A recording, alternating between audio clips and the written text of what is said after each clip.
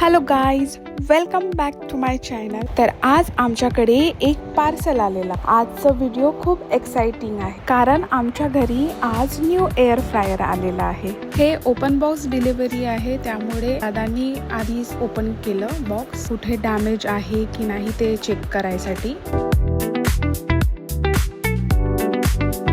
चला तर बघूया कसं आहे. तर आजच्या व्हिडिओमध्ये मी तुम्हाला त्याचं अनबॉक्सिंग आणि फर्स्ट लुक दाखवणार आहे. त्यात मला मिळालेले आहे एअर फ्रायर कुकबुक. त्यासोबत एक क्रिस्पी ट्रे आहे ज्यात फ्राईज किंवा क्रिस्पी आयटम बनवायला यूज होतो.